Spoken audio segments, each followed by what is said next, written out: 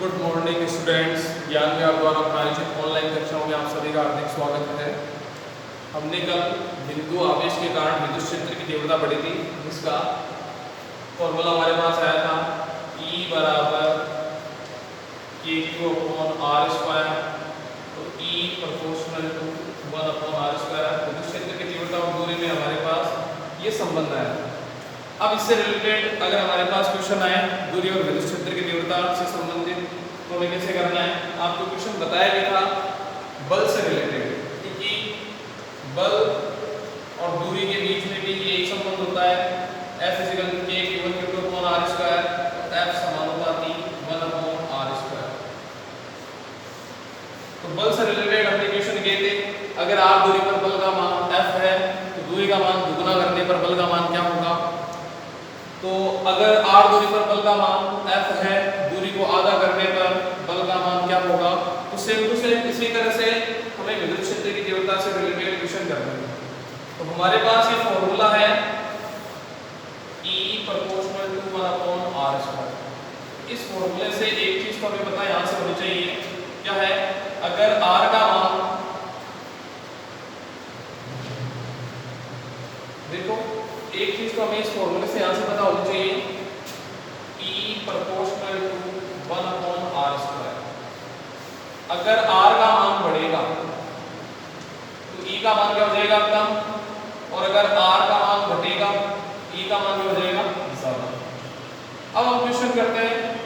Question ये है कि जैसे मान लेते हैं क्वेश्चन नंबर 1, R दूरी पर विद्युत क्षेत्र की तीव्रता का मान E है।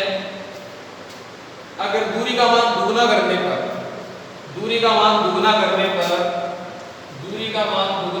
पर विद्युत क्षेत्र की तीव्रता का मान क्या होगा।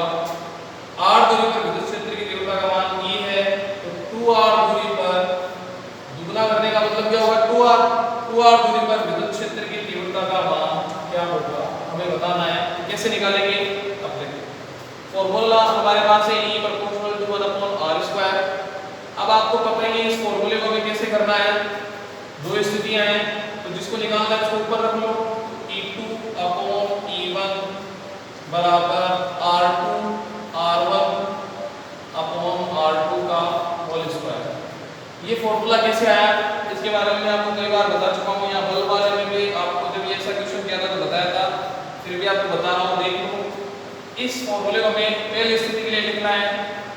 E1 समानुपाती 1/R1²। समानुपाती एक बल भी ले सकते हैं। E2 समानुपाती 1/R2²। समीकरण 1, समीकरण 2। समीकरण 2 में 1 का जब हम भाग देंगे तो हमारे पास कुछ इस तरह से ये फॉर्मूला आ जाएगा। आगे बात सुन में। अब हमें यहाँ क्या करना है, जो भी वैल्यू दे रखी है हमें मान रखना है। E2 का मान हमें निकालना है। E2 तो जैसा है वैसे रखेंगे। E1 का मान कितना है पहली स्थिति में E।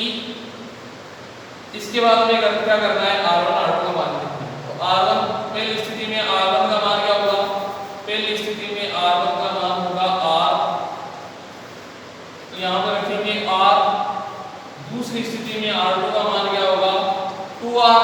यहाँ पर रख देंगे 2R और इसका क्या कर देंगे, होल स्क्वायर। तो R से तो R चला जाएगा, तो यहाँ पे हमारे पास आंसर आएगा E2/E 1/2 का स्क्वायर, 1/2 का होल स्क्वायर। इसको हम कैसे लिखेंगे, E2/E 1/2 का स्क्वायर क्या लेंगे, 1/4। तो E को हम क्या कर देंगे, E को और 1 को क्या कर देंगे, वज्र गुणा कर देंगे। तो E2 बराबर हमारे पास वैल्यू आ जाएगी E/4।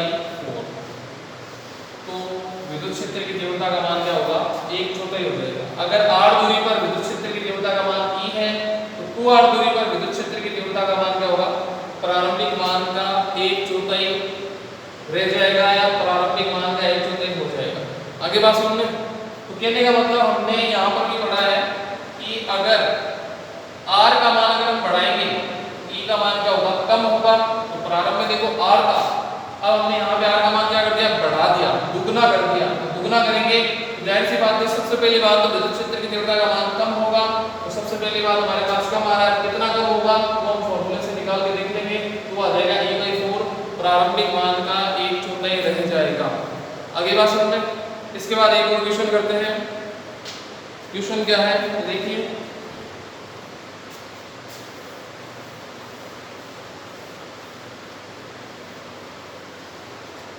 इसके बाद हमारे पास क्वेश्चन है दूसरा, क्वेश्चन नंबर 2, r दूरी पर विद्युत क्षेत्र की तीव्रता का मान कितना है E।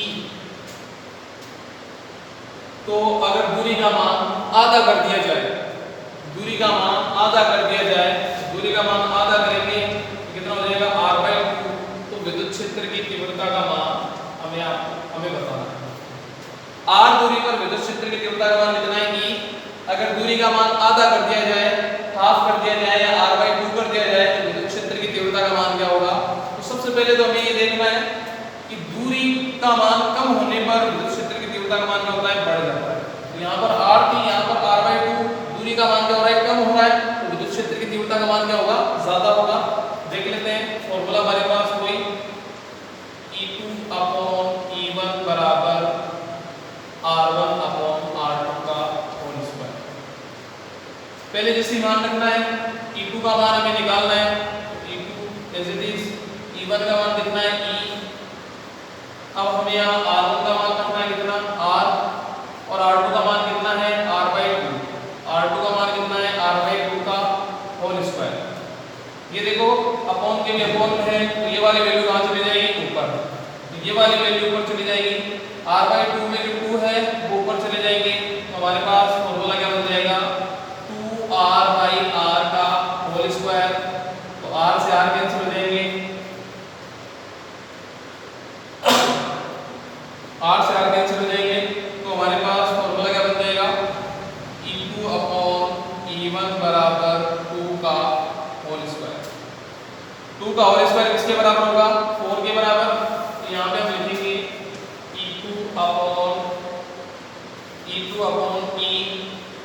E2/E, या पहले लिखो 2 का होल स्क्वायर, फिर आएगा E2/E बराबर 4। 2 का स्क्वायर कितना हो जाएगा 4। अब E को 4 से गुणा करेंगे तो क्या आएगा, E2 बराबर 4E। तो आप देखो अगर r दूरी पर विद्युत क्षेत्र की तीव्रता E है, तो दूरी का मान आधा करेंगे तो विद्युत क्षेत्र की तीव्रता कितनी हो जाएगी, प्रारंभिक मान की 4 गुना। दुगुना करने पर प्रारंभिक मान की 1/4 और आधा करने पर विद्युत क्षेत्र की तीव्रता का मान प्रारंभिक मान का 4 गुना हो जाएगा। और यहाँ से भी हमें पता चल रहा है दूरी का मान कम होने पर विद्युत क्षेत्र की तीव्रता का मान बढ़ रहा है, और हमने फॉर्मूले से भी इसको प्रूव कर दिया है। दूरी का मान कम होने पर विद्युत क्षेत्र की तीव्रता का मान क्या हो रहा है, बढ़ रहा है। आगे होगा आपको समझ में। इसी से रिलेटेड मतलब ऐसे इक्वेशन, मतलब बल से रिलेटेड और दूरी से जो रिलेटेड क्वेश्चन भी आ सकते हैं। तो ये जरूरी नहीं कि वो दुगना बोले आधा बोले, ये भी बोल सकते हैं 3 गुना करने पर क्या होगा, या स्टार्टिंग में दूरी का मान कितना है r पहली स्थिति में, तो दूसरी स्थिति में दूरी का मान r/3 करने पर विद्युत क्षेत्र की तीव्रता का मान क्या होगा, तो आप यहाँ निकाल सकते हैं। इस फॉर्मूले में इंक्लूड करके आप सारी वैल्यू कैलकुलेट कर सकते हैं। इसके बाद अगला क्वेश्चन है। अगला क्वेश्चन क्या है देखिए,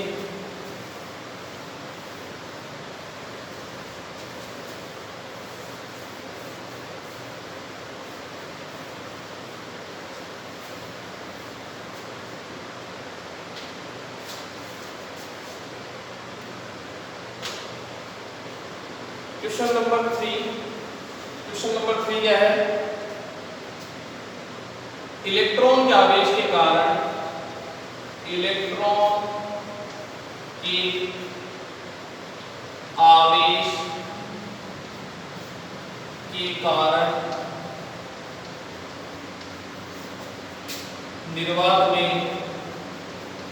निर्वात या वायु दोनों एक ही बात है, लगभग सेम है। इलेक्ट्रॉन के आवेश के कारण निर्वात में 1 मीटर दूरी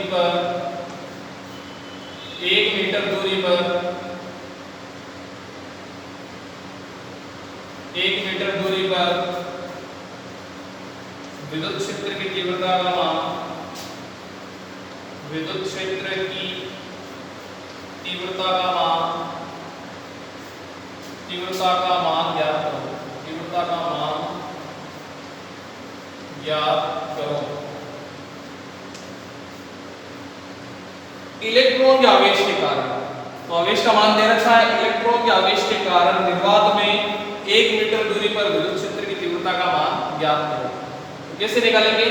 सबसे पहले तो इसका आंसर लिखेंगे तो कैसे लिखेंगे? सबसे पहले तो हमें क्या करना है, दिया है, क्या क्या दे रखा है, दिया है,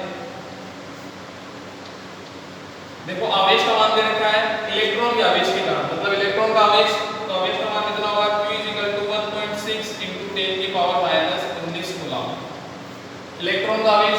इसके बाद दूरी का मान क्या है, दूरी का मान होगा 1 मीटर। निकालना क्या है, विद्युत क्षेत्र की तीव्रता। तो हमारे पास ERQ में हमारे पास कोई फॉर्मूला है क्या? हाँ फॉर्मूला है, बिल्कुल है। क्या है? E = KQ/R²। E = KQ/R²। तो यहाँ पे Q का मान रखेंगे, R का मान रखेंगे, K का मान सभी को पता है। K का मान क्या होता है? K का मान होगा निर्वात के लिए या वायु के लिए लगभग सेम होता है 9 × 10⁹ newton metre square upon coulomb square. तो K का मान हमारे पास है, Q का मान दे रखा है, R का मान 1 मीटर। ठीक है, अब यहाँ पर एक चीज ध्यान से सुन लो, इलेक्ट्रॉन का आवेश है 1.6 × 10⁻⁻19 कूलम। तो यहाँ पे हमें माइनस लेना चाहिए, माइनस क्यों नहीं ले रहे हैं? क्योंकि जब माइनस हमें तब लेना है जब इसका सदिश रूप पूछो। सदिश रूप हमें जब बताना हो तो यहाँ पे हम क्या ले लेंगे, E = -KQ/R²।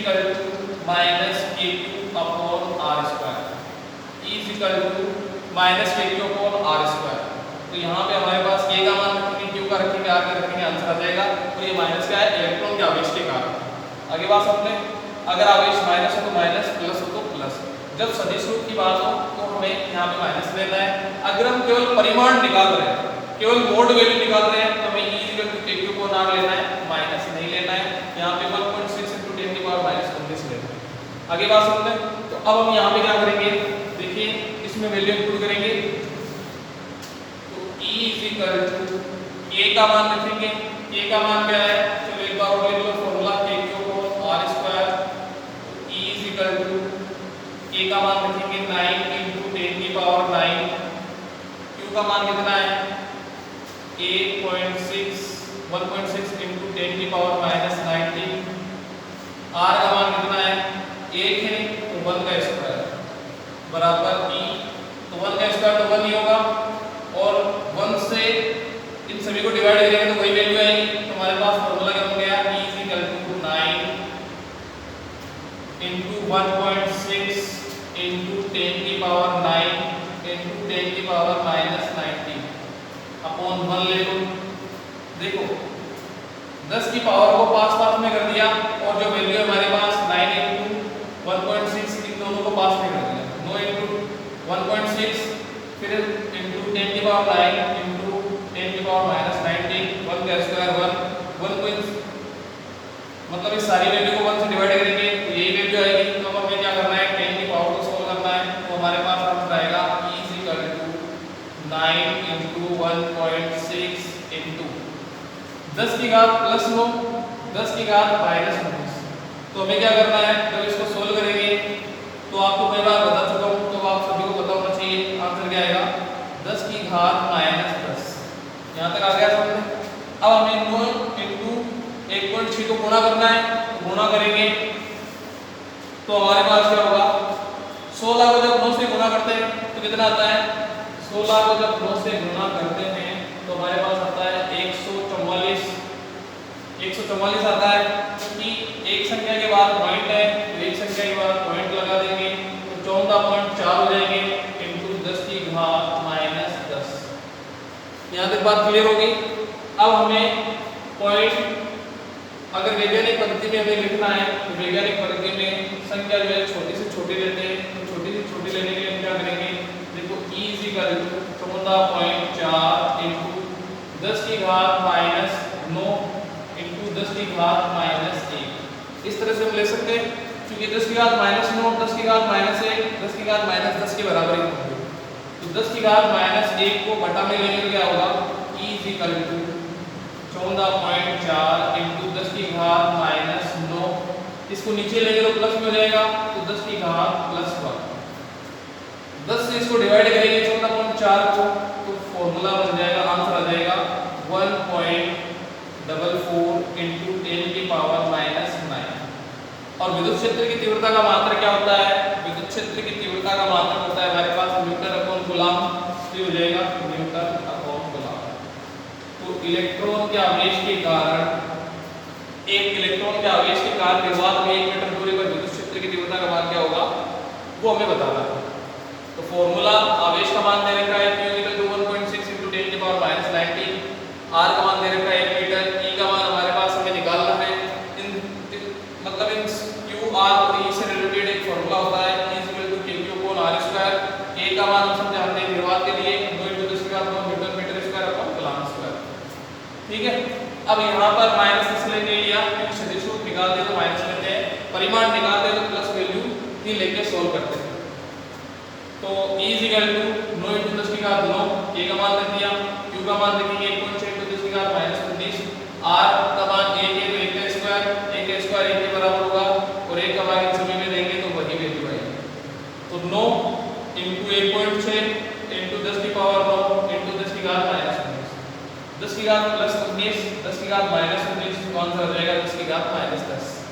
और 9 को 16 से मल्टीप्लाई करेंगे तो 144, एक पॉइंट के एक संख्या के बाद पॉइंट है तो एक संख्या के बाद पॉइंट लगा देंगे, तो 14.4 × 10 की घात -10, 10 की घात -10 को इस तरह से तोड़ेंगे, 10 की घात -9, 10 की घात -1, 10 की घात -1 को नीचे ले जाएंगे तो 10 की घात +1, 10 का भाग 14.4 में देंगे तो E = 1.44 × 10 की घात -9 Nm/Coulomb।